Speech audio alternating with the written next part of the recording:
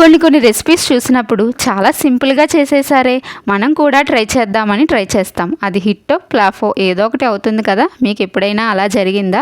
నాకైతే ఈ కలాకండ్ స్వీట్లో అలాగనే అయ్యింది.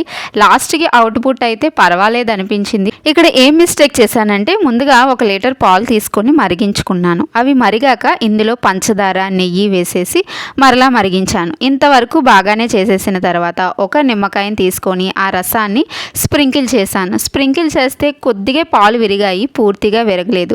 ఎంతకీ విరగకపోయేసరికి మరొక నిమ్మకాయ రసాన్ని పిండేస్తే మొత్తం పాలన్నీ కూడా విరిగిపోయాయి. సర్లే పడేద్దాము, ఎందుకు పాడైపోయింది కదా రెసిపీ అనుకుంటే ఆఖరికి ఏమవుతుందో చూద్దామని దగ్గరగా చేస్తే కలాకండ్ కన్సిస్టెన్సీ వచ్చింది. ఆ కలర్ కూడా వచ్చింది. వెంటనే బాక్స్లో వేసేసాను. పూర్తిగా చల్లారిన తర్వాత పీసెస్ కింద కట్ చేద్దామంటే పీసెస్ రాలేదు, గుండైపోయింది. కానీ టేస్ట్ మాత్రం చాలా చాలా బాగుంది. అలా జరిగిందండి.